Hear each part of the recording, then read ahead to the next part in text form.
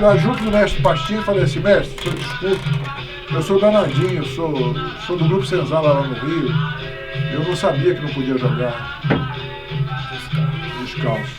Senhor, desculpa, mestre. Vai continuar a jogar, a culpa é desses moleques que não ensinam as normas da casa. Aí. Vai continuar a jogar. Aí, pagou saco, agachei pagou geral.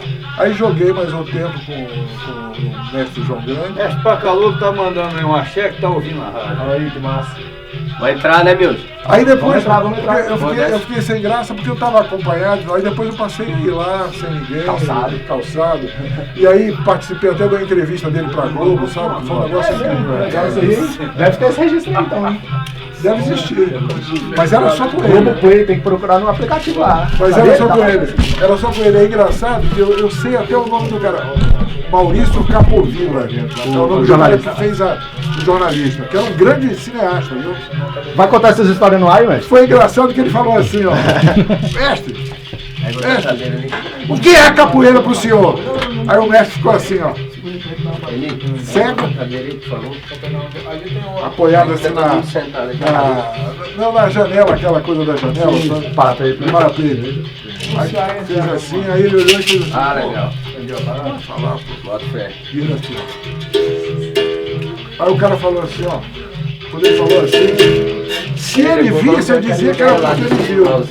Aí ele falou assim, capoeira. Falei com a diretora lá, se amarrou. É aquilo que é conhecido. É tudo que a boca come. Capoeira é mandinga de escravo e de liberdade, seu princípio não tem método, de seu fim é inconcebível, mais rápido que Mas ele falou isso ritmado assim, sabe? Vamos entrar no ar aí, mestre? Quando acabou, rapaz, o cara ficou assim, ó. Porque foi uma frase filosófica, né? Não é pra qualquer um, não. Tem que digerir essa aí, né, mestre? Então, vamos entrar no ar agora aí, mestre. Mestre Cláudio Danadinho, conta aí, mestre, do começo, vou falar tudo, beleza? Tô pra cá. Galera, todo mundo no celular nos conhecidos aí. Salve, salve, aqui em 100,9 você ouviu aí do disco antológico histórico de Mestre Traíra, na voz de Mestre Cobrinha Verde Angolinha. Antes, Mestre Bimba com sua cavalaria, Paulo César Pinheiro com samba de roda e Mestre Suassuna com Luandaê na sequência aí da Volta do Mundo do Mestre Eurico aqui no Barracão. Agora a poeira tá no alto aqui no terreiro que a gente estende todos os sábados entre as 10 horas e o meio-dia aqui na Rádio Pública do Distrito Federal. Esse trabalho, esse xirê, que é o Barracão celebrando e saravando as manifestações autênticas da cultura popular brasileira. Hoje recebendo o Mestre Cláudio Danadinho dentro do projeto Saberes dos Mestres na capital. Mais tarde, 17 horas, roda na igrejinha de Nossa Senhora de Fátima, lugar que por si só é patrimônio, e o Mestre Cláudio Danadinho é quem vai contar, falar sobre isso. Mestre Cláudio Danadinho, fundador do grupo Senzala, foi o primeiro a dar aulas ali no Elefante Branco com pauta e notas, estava contando aqui em off, né, mestre? Primeiramente, aqui no Barracão a gente sempre pede licença, pede a bênção mesmo para os mais velhos para fazer esse trabalho que a gente faz, porque se a gente hoje em dia está caminhando nessa estrada, foi os senhores que passaram o facão ali, abriram as primeiras trincheiras pra gente fazer esse caminho aí. Obrigado, viu, mestre? Eu que agradeço. Bem, eu, Chega perto aí que o pessoal ouvir. sem nenhuma intenção de preceito, mas eu não posso deixar de pensar nesses velhos mestres que eu tive o privilégio de conhecer, e eu queria iniciar por me referir aos míticos, né? Aos míticos que eu quero dizer, eu me referiria, por exemplo, a Felipe Camarão e a Henrique Dias, que expulsaram os holandeses em Guararapes, e que o grande professor de história, Fernando Brodel, disse que os holandeses saíram porque confrontaram um jeito diferente de brigar, que não estava registrado nos manuais da época das guerras. Eles encontraram a famosa Caapuanheira. Felipe Camarão, um mulato, mestiço, e Henrique Dias, um índio velho. De forma que nós estamos diante da própria história nacional, quando ela começa com suas condicionantes mais fortes dessa alternativa aberta e indiferente à mestiçagem que se instalou no país da gente. Então eu queria cumprimentar Mestre Bimba, Mestre Pastinha, Madame Satã, Mestre Senhorzinho, e Samuel Querido de Deus, Besouro de Mangangá, esses que são as referências míticas e históricas da gente. Mestre Valdemar e Traíra, e Mestre Pastinha, eu já me referi, esses que eu tive o privilégio de privar com ele, de conhecê-los e conhecê-los até em suas casas, em suas vidas privadas. Eu queria cumprimentar mais do que pessoalmente Aldenor Benjamin, o mestre Arraia, que ensinou a mestre Tabosa, mestre Fritz e a mim. Os dois iniciaram antes de mim, uma diferença de 3 meses, e são meus irmãozinhos da época e que me introduziram também muito do que o mestre Arraia nos ensinava. Eu agradeço o convite de vocês, queria dizer que eu sinto assim uma emoção muito grande de estar falando sobre capoeira aqui em Brasília, porque eu conheci Brasília em 1961, 63, 64, em tempos assim de bossa nova, de cinema novo e de Brasília, uma nova capital que a gente nunca pensava que um dia ela ia ser reconhecida como patrimônio cultural da humanidade. Um testemunho disso que a arte e a manha do nosso povo é capaz de fazer, né? Então eu queria cumprimentar esses mestres de Brasília que de ponta a ponta fazem uma qualidade de capoeira conhecida no Brasil todo por esses mestres que se desenvolveram aqui. E eu estou falando assim quase que com tranquilidade, porque eu sou um profissional de ofício e eu não tenho a mesma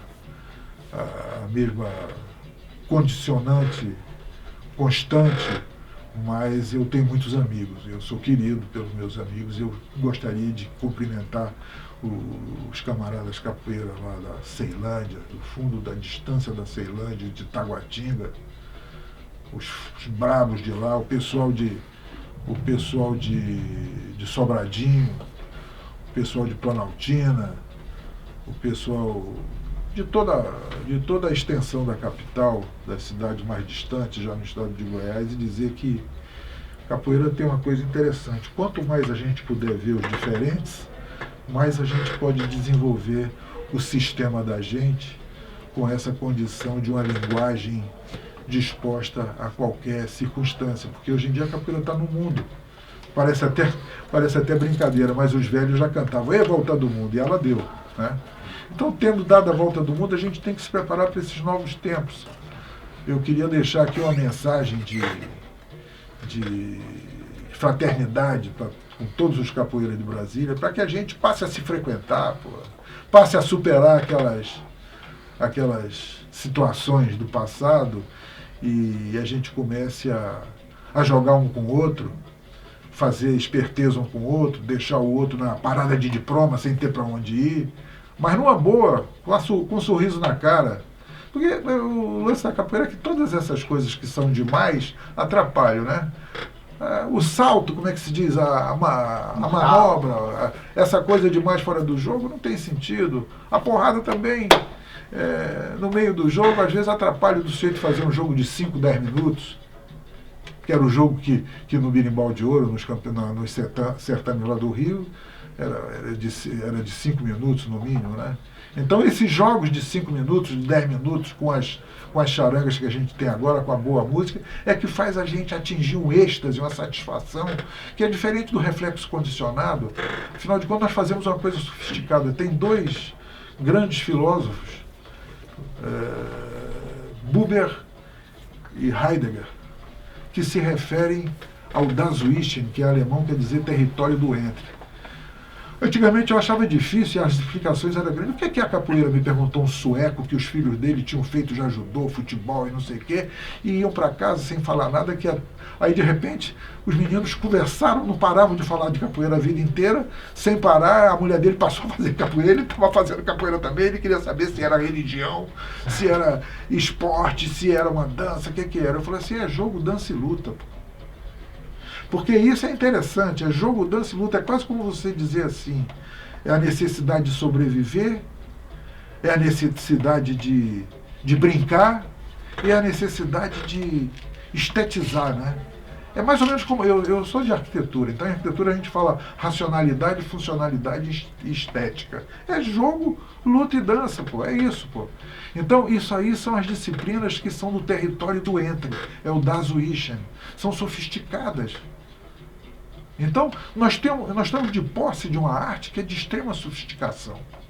E essa sofisticação é interessante porque nos coloca para o mundo uma originalidade que era como o ministro dizia, o Gilberto Gil dizia, que todo lugar onde se fazia capoeira era uma embaixada brasileira. E é incrível, vamos dizer, o Sting, a mesma coisa eu vi com o Sting lá na Suécia, o menino aquele lá que é aluno do Eurico, que esteve aqui recentemente, o Obelix. Para ambos eu perguntei assim, escuta, como é que foram duas respostas iguais? Eu achei impressionante isso. Disse, como é que vocês aprenderam a falar português? Como é que vocês aprenderam a falar português? Os dois disseram assim, cantando, mestre. Eu falei assim, pô, mas vocês não sabiam que estava cantando? Ele falou assim, não conhecia a palavra, mas conhecia a mandinga. Quer dizer, eles conheciam aquilo que é essencial na capoeira, que é a cultura, que é uma troca cultural, de esperteza, de jogo de sobrevivência, sabe? Então a capoeira está se desenvolvendo muito no mundo e ela está surgindo com novas atitudes que a gente precisa se tocar. Imagine você que há 50 anos atrás não se ensinava capoeira em escola, muito menos na Bahia, aonde lá como é que se diz, a distância disto, né, o preconceito era muito maior. Por incrível que pareça. Era visto assim com desdém a capoeira. Né? No Rio está um pouco. Em Brasília era tempo de cinema novo, era tempo de bossa nova, era tempo de Brasília, a nova capital. Então aqui em Brasília, o Aldenor Benjamin, o Arraia, que segundo aquele que foi porta-voz do Itamar, uma grande figura aqui de Brasília, é irmão do Reco do Bandolim. Eu esqueci, me fugiu o nome dele agora, que é uma pessoa respeitável e importante aqui na política de Brasília. Ele disse assim, nós estamos falando sobre capoeira e sobre quem foi Aldenor na capoeira. E aí ele disse que o Aldenor tinha um programa no rádio, que era a Rapisódia da Cidade. E que falava sobre rock, sobre samba, sobre todas essas coisas da juventude. E sobre capoeira também, provavelmente.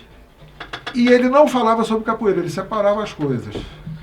Mas ele disse assim, e eu não posso deixar de dizer que Aldenor Benjamin, mais novo que eu, mas foi ele que me ensinou a conhecer a altivez do negro brasileiro.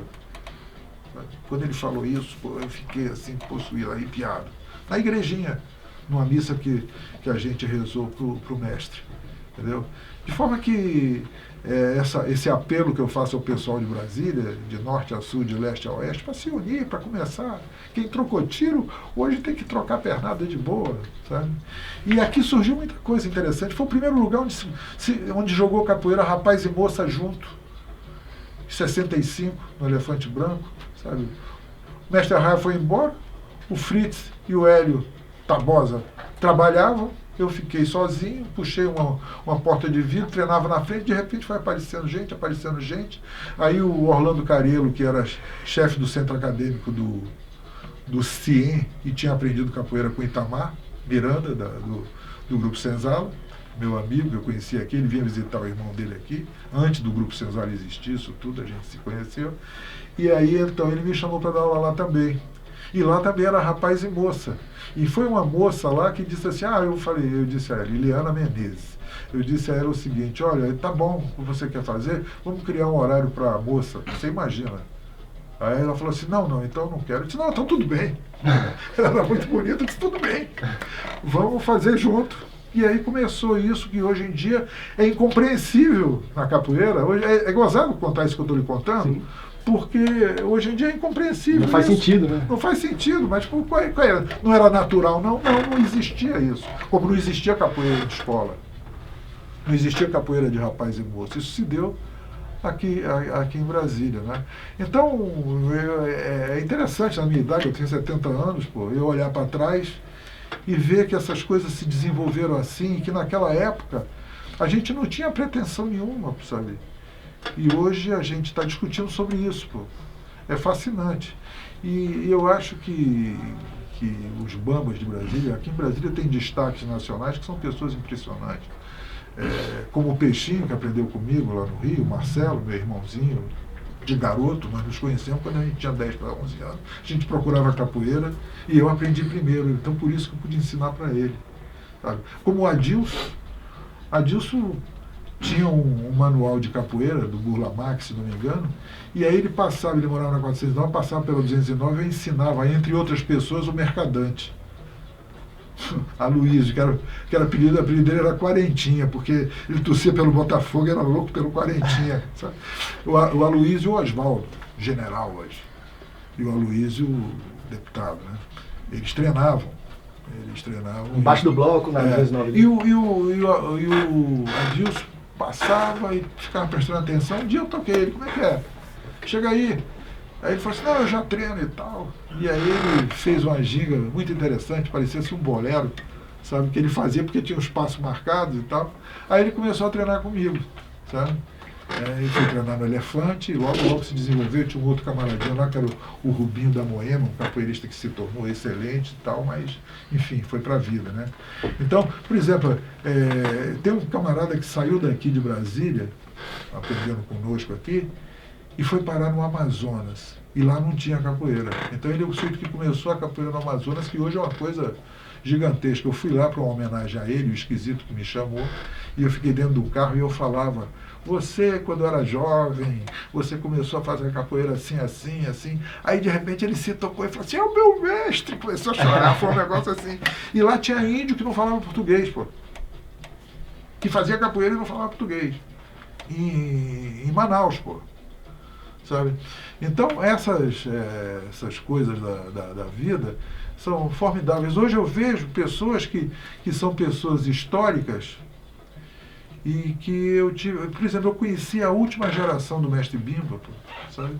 Antes do Mestre Bimba vir para Goiânia. Entre esse pessoal da última geração, eu joguei quase que por 2 anos seguidos com o verdadeiro Nureyev da capoeira, que era o Cascavel do Mestre Bimba. Um sujeito que tinha um jogo de uma beleza assim impressionante. Pô, eu fui dupla do Camisa Roxa, sabe? Que tinha como dupla o acordeon.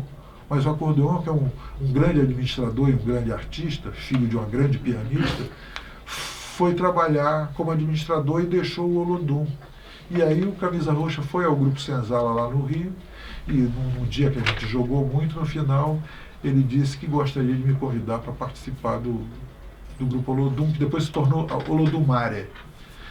E aí foi formidável, porque eu conheci aquelas pessoas de fotografia, de revista do rádio, uma revista antiga, e é de onde eu me lembro do Jota, do mestre goleiro, do Bamberg, ele posando na revista do rádio, todo pimpão, bonitão, de malha, jogando capoeira artisticamente, sabe? Então eu conheci o Cascavel, o Camisa Roxa, o Jiquié, o Ezequiel, sabe? Dessa turma eu não conhecia um sujeito importante, que é o Saci.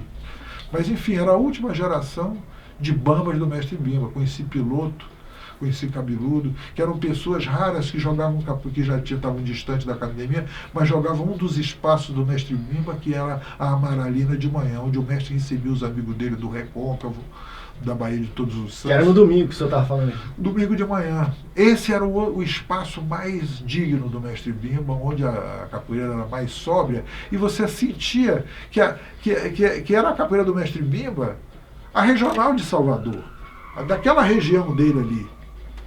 Né? E que ele quis botar esse nome como Centro de Cultura Física e Luta Regional Baiana, porque ele queria oficializar, mas não tem capoeira escrito, né, no nome, porque era, como se diz, a esconder. Tinha uma carga aí, né? Uma carga. Centro de Cultura Física e Luta Regional Baiana. Aí parece que o Mestre Bimba queria criar uma coisa nova. Não, ele queria jogar capoeira, ensinar capoeira, mas com o método que ele aperfeiçoou. O Mestre Bimba, ele tinha um tirocínio comum, ele era um inteligente, pô. Ele não teve cultura formal, mas ele era o seu Manuel. O seu Manuel era respeitado na Bahia toda, pô. Era o rei da Bahia, pô. Sabe, uma pessoa impressionante, inteligente, de uma conversa, que tinha amigos. A gente teve a chance aqui em Brasília de conhecer Dr. Milton Freire, o Onça Tigre, que não foi um grande capoeira do mestre Bimba, não. Ele era amigo do mestre Bimba. Antes dele treinar com o mestre Bimba, ele era um amigo íntimo do mestre Bimba, porque ele era mestre de jiu-jitsu, o Milton Santilli, né? Então, o mestre Bimba era um velho capoeira.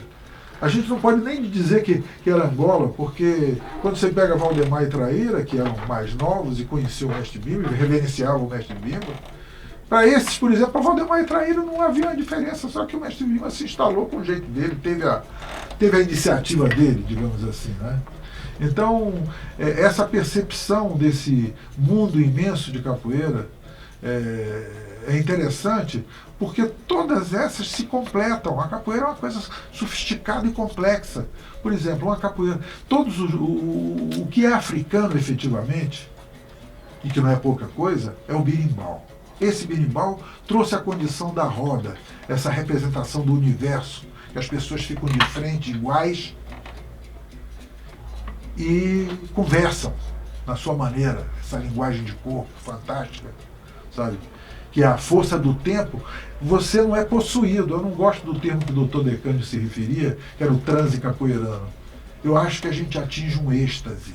Esse êxtase é preciso o sujeito treinar muito e muito tempo, fazer jogos muito longos com a bateria muito boa, para que o sujeito perca todo esse princípio de reflexo condicionado e passe com o corpo a superar a mente e uma satisfação de êxtase em comum. Isso é a melhor coisa que tem para a velhice, sabe? Onde os reflexos condicionados já não agem tanto, mas onde o espírito fala forte diante das adversidades de uma coisa repentina, entende? Então a capoeira tem mistérios incríveis, sabe? Como essa maneira que você tem, que vem do berimbau. Esse sim é um instrumento mágico, é o bumburumbumba, é aquele instrumento que os antigos usavam para recordar nas suas loas as tradições transcendentes do seu povo. É isso que vem, porque de resto foi a mistura da capoeira com a apuanheira, vamos dizer, aquela bugrada que levava os desterrados, sabe, aqueles caras que vinham fazer trabalho forçado aqui no Brasil, sabe, a negada que vinha da África e os negros da terra. Porque aos olhos do branco, tudo era negro. Então, quem conhecia a terra era o bugre. Era esse que levava o povo para viver no meio do Brasil e ser feliz. Há pouco tempo, a professora Cecília Londres, que é uma hiper pesquisadora do Instituto de Patrimônio Histórico, ela foi a um texto antigo, a um registro, onde as pessoas diziam que um dia a capital do Brasil tinha que se mudar para o centro do país, onde a brasilidade identitária começou efetivamente, né? Então, essas coisas, elas se juntam, né? Elas se misturam, e a capoeira, o Jota tem um negócio que eu acho fabuloso, quando ele diz que a capoeira é o primeiro partido que surgiu no Brasil. Foi a primeira vez que você disse assim, não, eu vou resistir, eu não aceito a dominação, né? E o Décio Freitas, um grande secretário de Cultura do Rio Grande do Sul, ele me disse, não, em Quilombo tinha negro. Tinha negro, mas tinha muito índio também. Bugrada fugida, como diz a Anchieta, fugida e disposta a matar. Né? E tinha mulher índia demais. Porque tudo começa com um início complexo, né? Porque os negros vieram para cá, só eles, as mulheres praticamente não vinham, né? Os portugueses não traziam suas cachopas. Daí que eu fiz essa frase, que instalou-se aqui uma condição emergencial mais aberta e indiferente à mestiçagem. E começou o nosso povo, assim como nós somos conhecidos. E isso nos deu uma condição cosmopolita rara, né? Porque a gente tem tudo. Não é à toa que os modernos, na semana de 22, falam da antropofagia, do movimento antropofágico, né? A capacidade que a gente tem de tudo assimilar, porque a gente tem todo. É preciso ver que os portugueses que vieram para cá, na verdade, eram os norte-africanos que dominaram a Península Ibérica por 800 anos. E 8 anos antes eles deixaram a Península Ibérica. E os portugueses que vieram para cá para o Brasil eram esses que tinham, não é à toa que veio violão, que veio pandeiro, tudo isso é árabe do tempo que eles ficaram na Península Ibérica. Então nós temos uma civilização em comum. Você imagina que a luta mais antiga, a forma, o sistema de ataque e defesa mais antigo é a Kalari-Payattu, que é no estado do Kalari, na Índia, onde os portugueses dominavam. E traziam de lá brabo, gente braba, para cá, para montar fortalezas feitas de pedra de Ilhós. No Brasil, isso. No Brasil, em Marajó, lá nos confins do Brasil, eles traziam pré-fabricados, inteiros em pedra de Ilhós, cortado no fundo dos navios, servindo de lastro do navio para o navio não adernar.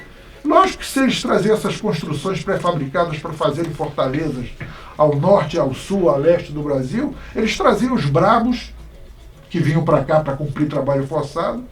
Então, a capoeira é essa mistura de cultura de bravos que vieram para essa terra e queriam viver livres. Fossem eles negros, fossem eles os negros da terra, a indiada, autóctone, ou fossem eles desterrados, norte-africanos, portugueses, lusitanos, os mais antigos. Né? Então nós temos essa riqueza cultural incrível. Você sabe que o Oscar Niemeyer, eu tenho certeza que ele achava em si, sem revelar jamais isso, muito pelo contrário, que ele tinha uma responsabilidade que era cultural. Porque a gente sabe que a cultura é o único fator de resistência diante do colonialismo econômico, né? da força das armas. Entendeu? Então, é muito interessante que a capoeira sintetiza tudo isso. Né? Sintetiza tudo isso numa festa em que se brinda a virilidade da gente, a elegância das moças, capazes de subjugar um pesado com muita doçura e beleza. Né? Então, essa é a capoeira. Por isso que eu digo sempre que esse lance da coisa do circo, do sujeito saltar, ou então do sujeito ser porradeiro, o que interessa é fazer a capoeira. E fazer a capoeira é um com o outro. Porque aí você joga 5 minutos, 10 minutos e você chega ao êxtase, a uma satisfação intensa que prepara você, não só fisicamente, mas espiritualmente também. Entendeu? Então essa é a fascinação da capoeira, que as pessoas não chegam a definir, não compreendem, porque esse grau de condição cosmopolita, de misturas do mundo todo, a gente só tem aqui. Né? E isso é que me parece fantástico, sabe? Por exemplo, a capoeira se transformou, às vezes, eu quando eu passei 10 anos fora do país, né? No norte da África, justamente. Quando eu voltei, eu fui para um grande... Na prática da capoeira nessa época? Eu ensinei capoeira em Argel, capital da Argélia. Eu li a autografia, eu já sei a resposta. Né? Mas você sabe que o trabalho era muito intenso para mim. Quando eu voltei, em 85, por aí, eu achei interessante que eu fui num acontecimento de capoeira no Pará. E eu percebi que as cantigas eram meio assim... Tinha uma coisa assim de música latina já, sabe? Vamos dizer, porque a capoeira clássica, ao som do berimbau, que começa por volta de 1850, e você sabe que o berimbau, o fundamental, é porque sem o berimbau a capoeira acaba.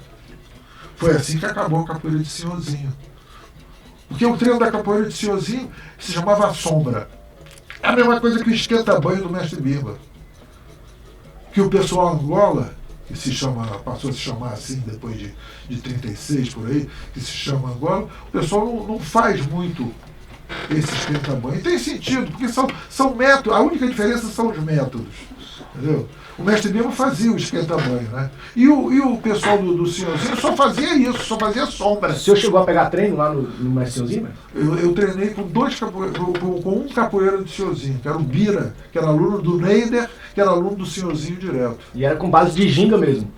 A ginga era essa ginga que a gente faz, agora muito para cima, né? E eles treinavam, por exemplo, começava o treino assim 5h30 para 6 horas, era 1 hora de abdominal, depois 1 hora... 1 hora de abdominal, porque o sujeito tinha que... Era 1 hora de abdominal, E depois, porque você sabe que quando eu subi uma escadinha, era uma academia em Botafogo. Eu comecei a subir a escadinha, aí tinha embaixo uma loja de aprender a dirigir. Como é o nome? Autoescola. Autoescola. Aí um sujeito assim, já com a barriga proeminente, mais ou menos do meu tipão, assim, forte, chegou e falou assim, ei, tá indo pra onde? Eu tinha 18 anos, pô. Aí eu falei assim, não, eu vi que tem escrito ali, tinha escrito uma tabuleta assim de 50 centímetros mais ou menos, tinha escrito capoeira. Aí eu falei assim, não, é que eu vi que tem escrito capoeira ali, eu ia subir lá pra ver, tinha uma escadinha assim do lado do sobrado. Aí ele falou assim, não, mas nem agora não. Só amanhã de manhã. Aí eu falei assim, não tem ninguém lá agora não. Ele falou assim, mas escuta, é senhor aí, viu? Quase como quem me previne assim, é senhor. Se você tá atrás de capoeira, fica sabendo que é senhor aí. É quase que... Aí no dia, ele falou assim, mas eu falei, que horas? Ele falou assim, 5h30. 5h30 eu bati lá. Aí atendeu um mulato seco, forte, abriu a porta assim um pouquinho e falou assim, qual é? O que é? Eu falei assim, não, é que eu vi que tinha capoeira, eu falei ontem com o senhor aqui, e ele me disse que tinha capoeira aqui. Ele olhou para mim e falou assim, me olhou de cima a baixo e falou assim, não, mas aqui é senhor. Eu falei assim, não estou entendendo, é capoeira? Ele falou assim, mas é senhorzinho, pô. Não faz aqui não faz a baiana, não. Eu disse assim, tá bom, posso assistir, posso treinar e tal? Ele falou assim, pode. Aí olhou pro outro, me deu um sorrisinho assim, aí eu entrei. E aí eles estavam fazendo abdominal, eu fiz abdominal, e depois começaram a treinar saco, pancada no saco.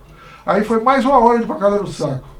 Principalmente um cruzado, que é uma espécie de chute, não é de lado que nem o chute de karatê, é um chute de meio de costa, mas você entra de frente, dá aquela passada assim e troca, que é uma herança da savate pelo colonialismo francês até os anos da Segunda Guerra, quando o nosso colonialismo troca para o americano. Entendeu? Então tinha muito marinheiro francês que fazia savate, que era uma coisa de carne de porco também lá na França, era o boxe francês. Então a capoeira do senhorzinho assimilou muito esse tipo de coisa. E aí tinha pancada puximbol e saco de pancada, né? E aí depois ele falou assim, agora nós vamos fazer uma sombrinha. Aí eu falei, legal, pô. Ele falou, você quer fazer comigo? Eu falei assim, pô, eu pensei comigo, tô aqui, né, pô, tá me chamando, eu vou fazer. E aí foi assim, pau puro, sabe? Pau puro. Quando ele me deu a primeira mãozada, eu disse assim, é assim? Então vamos. Mas o sujeito só treinava isso, sabe? Aí eu falei assim, eu posso trazer uns camaradinhos aqui? Pode. Aí eu levei o gato, Fernando, que tinha assim, nunca vi uma bênção igual. Sabe, você não vê bênção do jeito, pô, porque a bênção tem um momento certo, né? Quando a perna está indo atrás, ela volta. Quando a perna está aqui, as duas na frente, é a hora da bênção entrar. Assim como essa coisa do êxtase faz a gente entender uma coisa. O momento que o golpe certo entra é o momento da síncope. Eu estou falando síncope no sentido musical. Falando grosseiramente, não é nem no tintim nem no tontom, é no meio. Entendeu?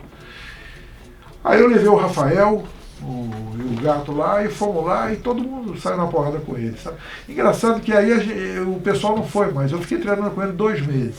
Sabe? Foi muito bom. Mas se repetia, era a mesma coisa, né? E aí ele passou a fazer uma sombra mais, como ele dizia, sombra mais cautelosa, sabe? Porque senão a gente ia se matar. E é isso que aconteceu na capoeira de Pernambuco, na capoeira de São Paulo, antiga. Quando eu falo isso, eu disse, ele diz assim, mas tem capoeira em São Paulo, tem capoeira em Pernambuco. Não, mas a capoeira que tem em Pernambuco hoje, a capoeira que tem em São Paulo, é a capoeira baiana. E o Liberac, que é meu neto de capoeira, aprendeu com o Peixinho, e é um grande pesquisador, e os livros dele são muito interessantes porque ele vai atrás de capoeira. Sabe? A maior parte dos livros mais teóricos sobre capoeira começam nas notícias de jornal do Rio de Janeiro, de São Paulo e tal. Ele teve a chance de falar com o último cara que treinou com o Besouro. E aí ele diz, é um negócio interessante, porque ele pergunta pro cara, aí começa a falar sobre capoeira, o sujeito diz que toda festa que tinha, o pessoal tomava os goró, aí no final da festa tinham sempre 2 caboclos tocando pernata, ouvindo o samba, né? E aí ficava ruim, porque virava uma porradaria e acabava com a festa, era uma coisa. Bem, aí então eles passaram a usar a viola de coxo, com pandeiro. E aí surgiu, parece que era todo mundo da mesma laia, ou da mesma origem, ou do mesmo meio, o berimbau encontra a capoeira. Isso parece que foi por volta de 1850. Então é uma coisa muito recente. Tem 160 anos, não tem 2 séculos ainda que o berimbau está na capoeira. Antes não existia. Antes era a capoeira. Uma coisa rude, bruta.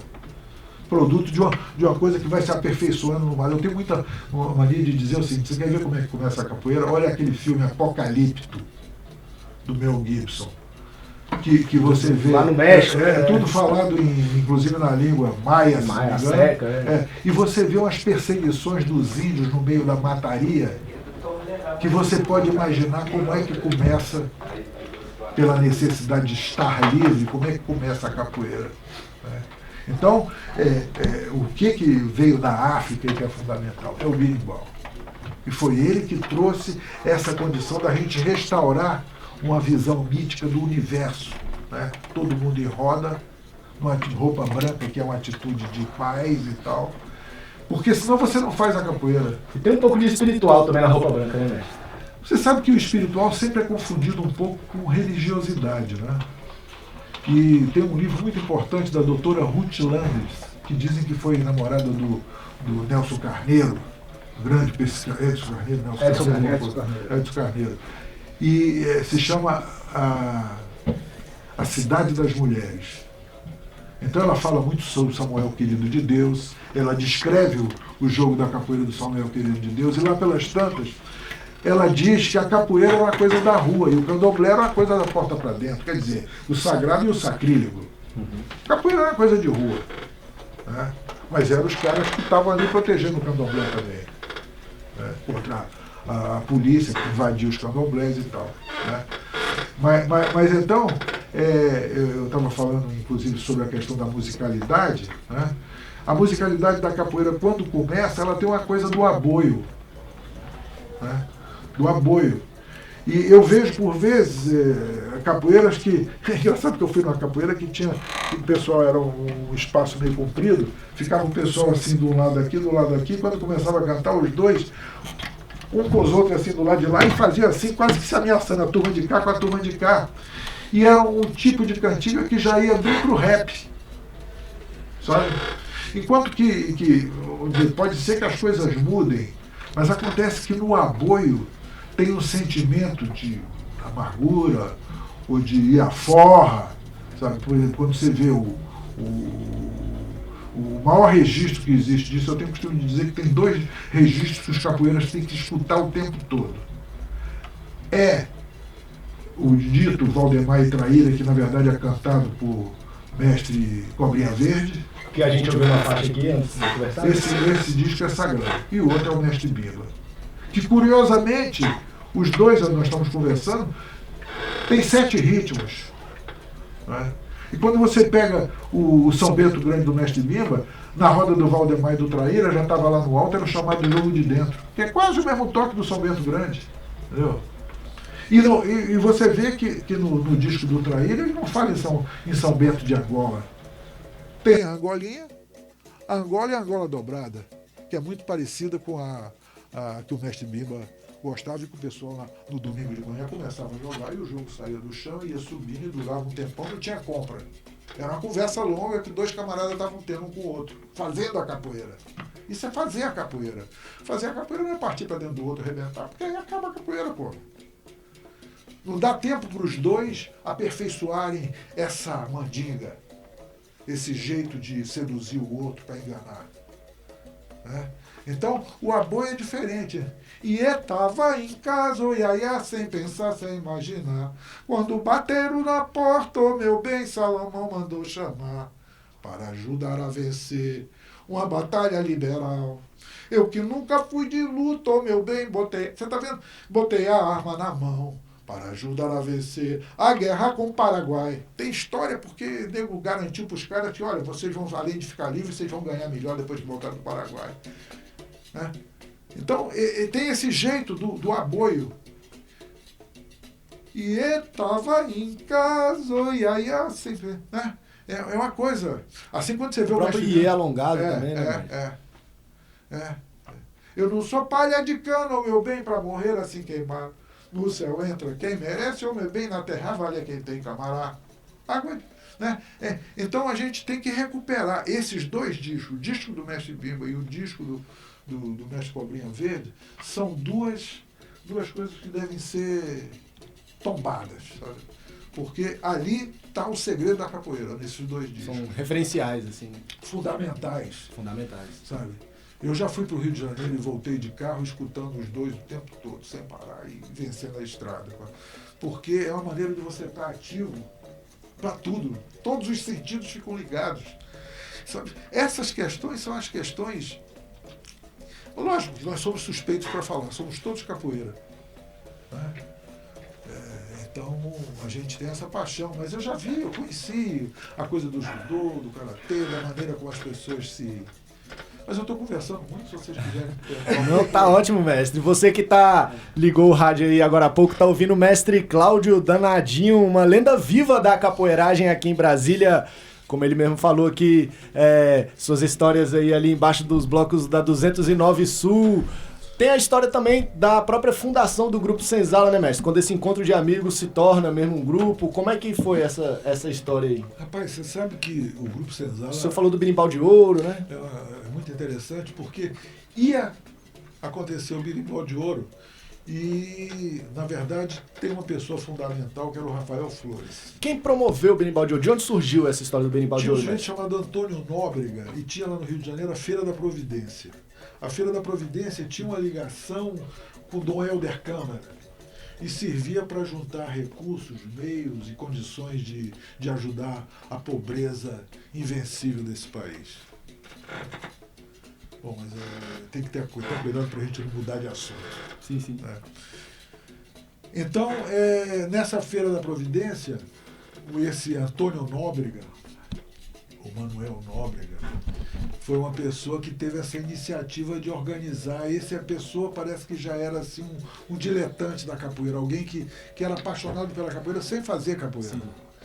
E ele então resolve fazer um certame. Queria fomentar também, né, a história toda. Um certame e um campeonato de capoeira.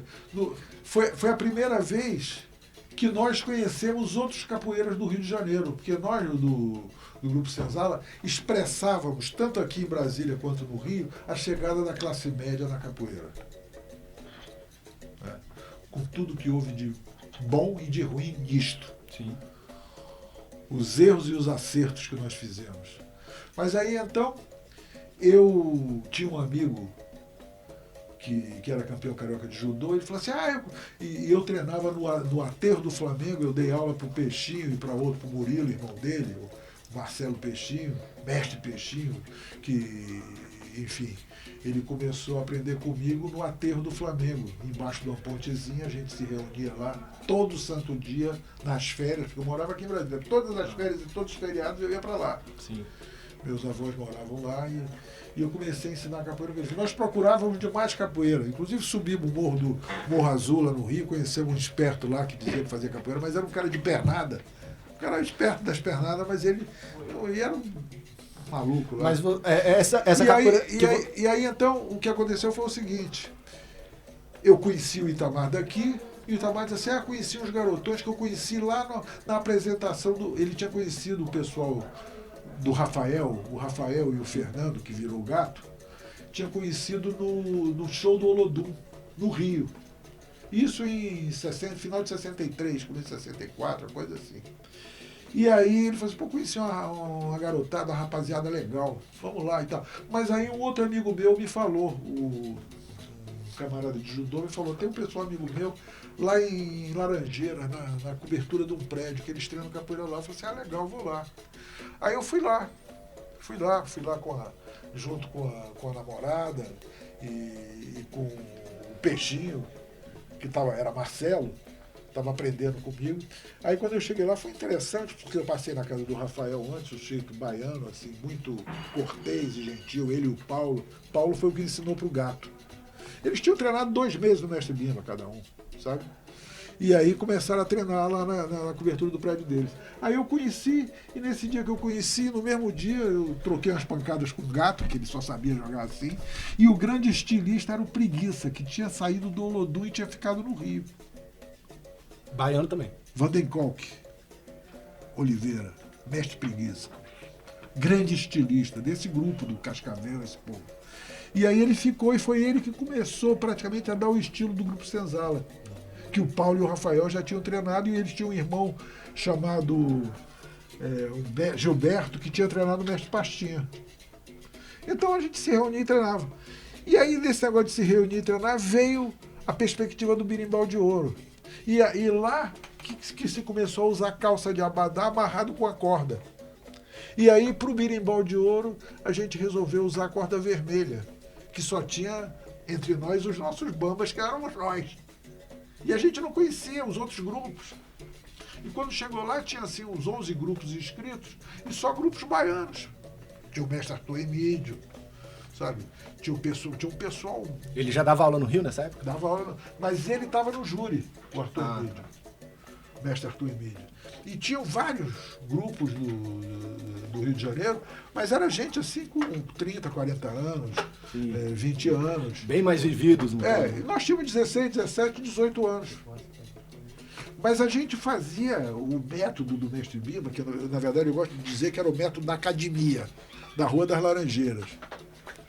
Depois eu fui conhecer o Mestre Bimba, no show que ele dava, no domingo de manhã. E o Mestre Bimba fez uma coisa que ele reviveu a capoeira mais rude, com aquele curso de especialização dele, que era a briga nas matas. Ele levava o povo para as matas, apitava, todo mundo se separava. Mas já se separava com a missão de chegar e pegar, era 10, pegar 3. Entendeu? E aí com isso ele revivia, era um vale tudo que se pegava com o que tivesse na mão, porque você estava em minoria, você sempre ficava pensando que você que estava em minoria. Isso era o curso de emboscada, eu não fiz isso, o pessoal que conta, sabe? Mas quer dizer, você vê a cabeça do mestre Bimba, ele criou um jeito de reviver aquela capoeira, proto-capoeira, aquela capoeira anterior, a carrapuaneira, a luta das matas. Caá em tupi é mata.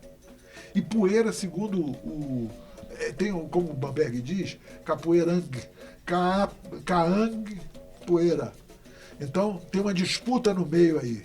E poeira, o padre José de Anchieta, na gramática da língua mais falada nos Brasis, ele diz que é índio fugido disposto a matar. Entendeu? Então tem nessa origem aí uma coisa bruta e rude, que nos anos 1800 vai acontecer aquela domesticação através do birimbau, que é a coisa mais importante que tem na capoeira. O ícone da capoeira é o birimbau, né? E é africano, né? Então é uma honra pra gente, pô, é uma condição nossa, né? Mas eu estava falando de outra coisa, eu estava falando do Grupo Senzala, né? E aí nós nos inscrevemos, a gente tinha que dar um nome. Aí o Gato e o Rafael, então eu vou lá no centro para registrar, ninguém foi. Aí o Gato, o Rafael e o Preguiça foram e registraram Senzala. Você vê que foi uma coisa tão incrível, porque eu acho que ninguém pensou muito o dar nome. É grupo não sei o que de Irajá, grupo não sei o que de não sei aonde, Recôncavo Baiano, grupo Recôncavo. Mas, então, Grupo Senzala, na verdade, é Grupo Senzala de Capoeira. Entendeu? E aí, então, foi uma coisa impressionante. Eu acho que bateu muito nos olhos. Todo mundo tinha 20 anos, 18 anos, 16 anos, todo mundo queimadão.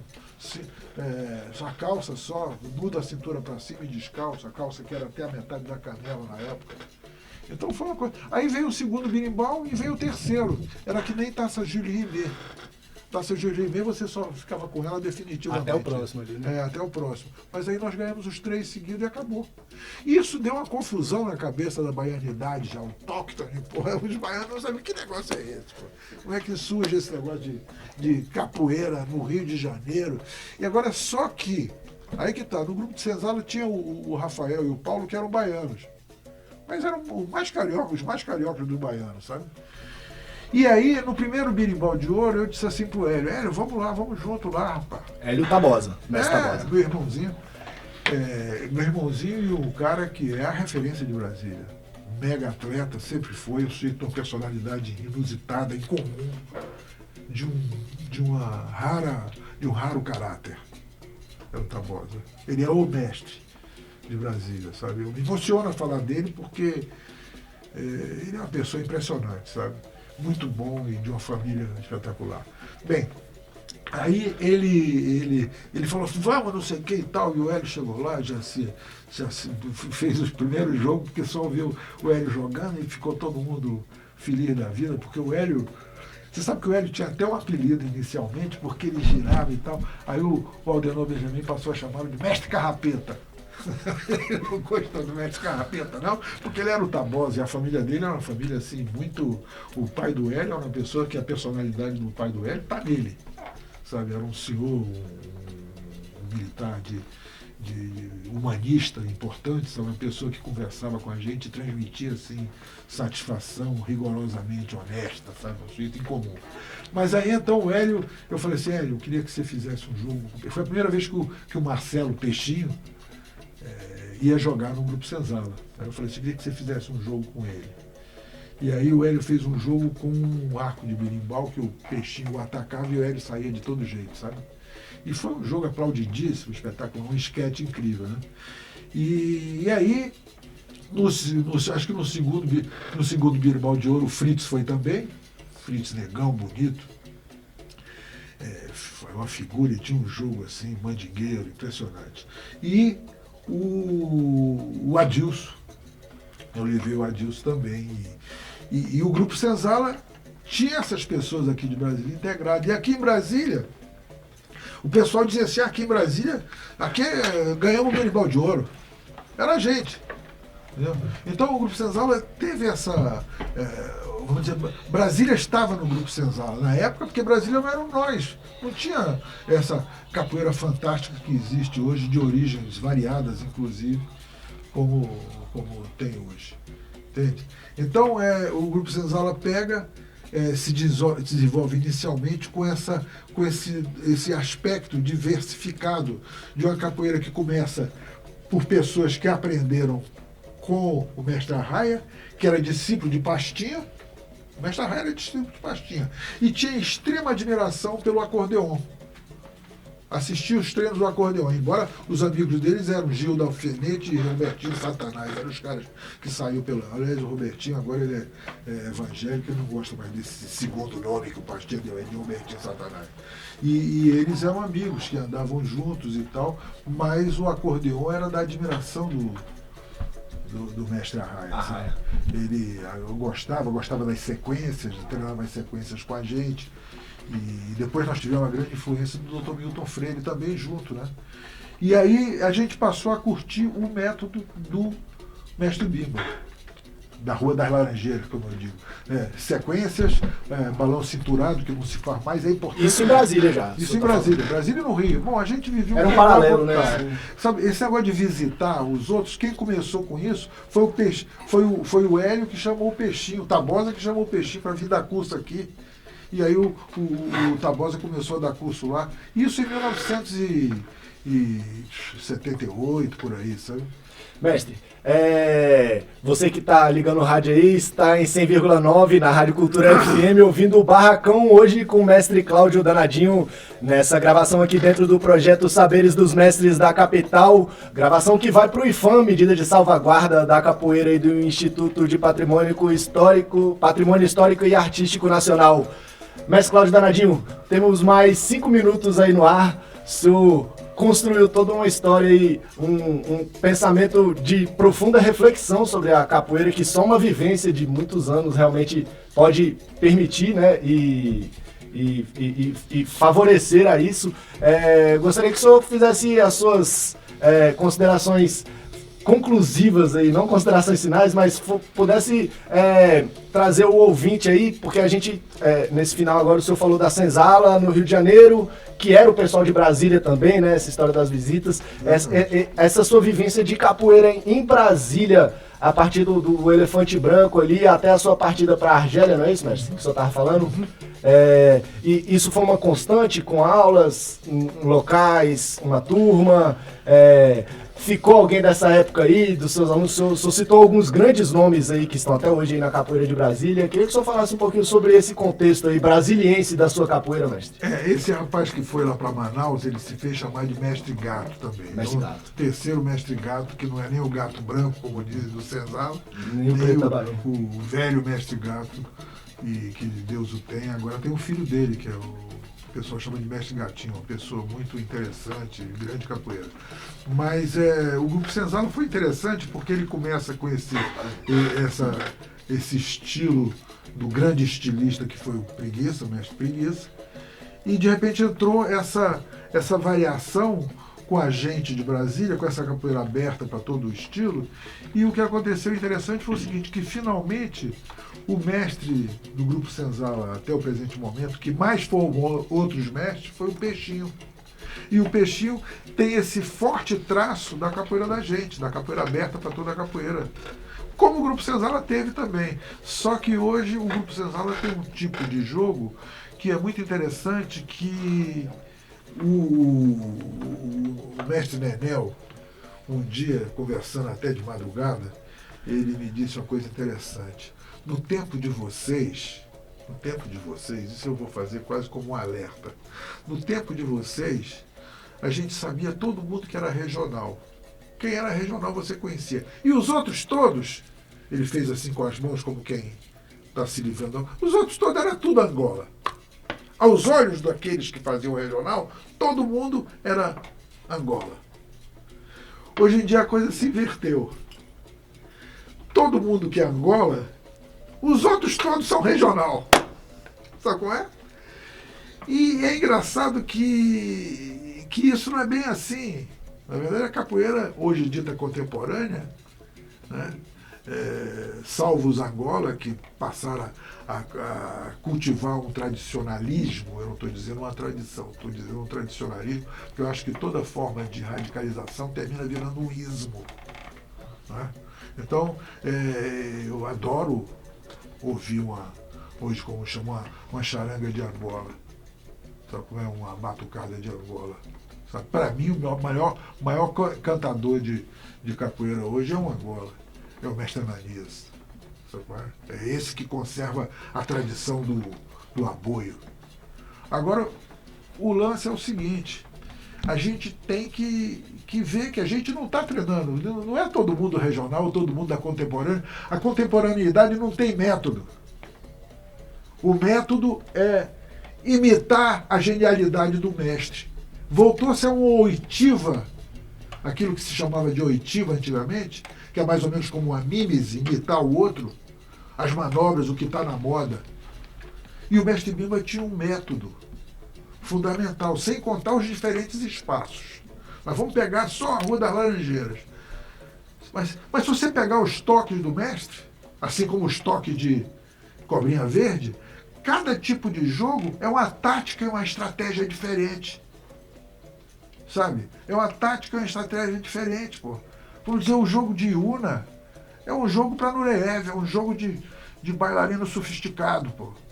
O jogo de São Bento Grande, por exemplo, as pessoas não sabem, não se faz mais negativa. Rasteira não se pode dar, porque o outro não sabe cair, e aí é pior do que xingar a mãe. Não pode dar rasteira. Você vê uma roda de capoeira hoje, não tem uma rasteira do começo ao fim. E se tiver rasteira, vira porrada. Por quê? Porque não se treina balão cinturado. As sequências, por exemplo, eu andei dando aula aqui 4 anos recentemente, para o grupo pessoal lá do Seu Estrela e o Fuado Terreira. Turma boa. E foi interessante, porque em 4 anos o pessoal está aqui, o mestre Eli, que frequentava lá, né? Mestre Baleado, mestre Urso, e uns caboclos de capoeira forte lá, e o pessoal ficava encantado como é que os moleques novinhos já tinham assim uma atitude. Sabe? Uma atitude. E ele não imitava o mestre, porque o mestre praticamente tem cabeça de fêmur, joelho, ombro, tudo ferrado. Então, que acolá fazia umas mungangas, mas... Né? Então, a questão é a seguinte, a gente tem que perguntar 2 coisas hoje, diante do mundo fazendo capoeira. Qual é a finalidade da capoeira da gente? Como é que a gente faz capoeira para ser capoeira no mundo? Né? E qual é o método que a gente está fazendo? Porque cada jogo, por exemplo, quando você toca, quando você joga a sequência do mestre Bimba ao som de banguela, é um tipo de sequência.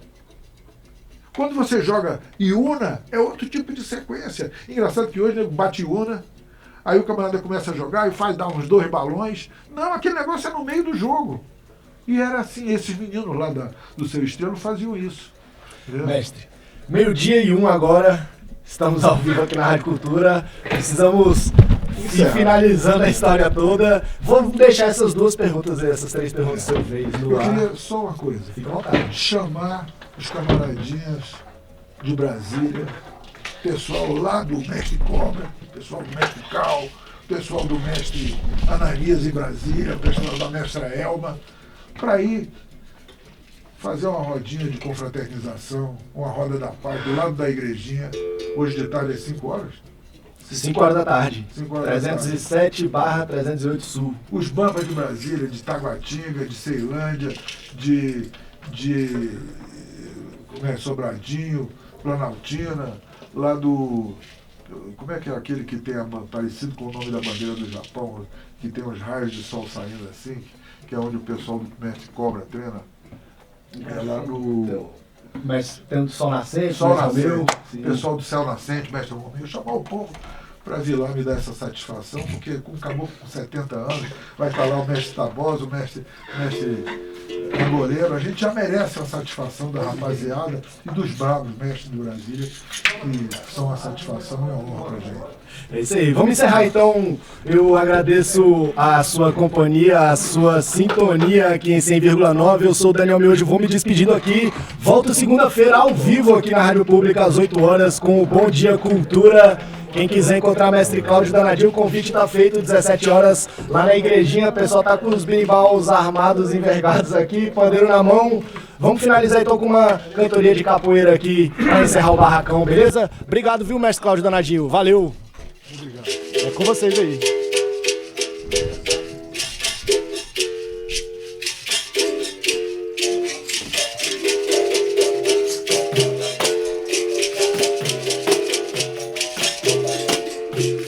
Estava em casa, olha, sem pensar, sem imaginar.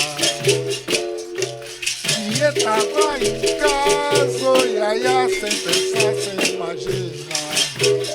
Bateram na porta, quando bateram na porta, olha, Salomão mandou chamar para ajudar a vencer.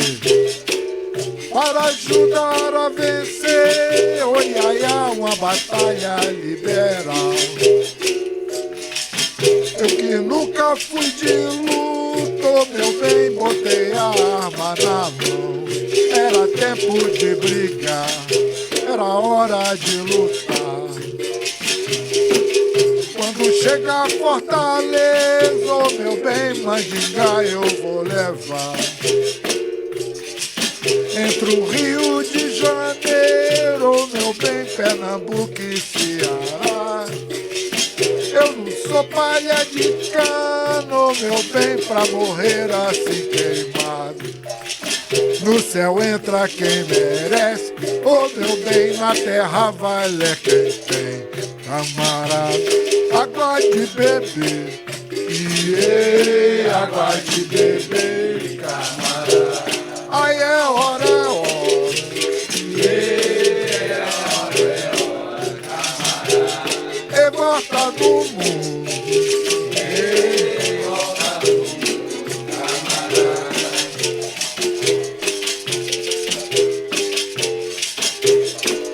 Anaí da Alemanha, quem matou meu furió? Canarim da Alemanha, cachoeira e tororó.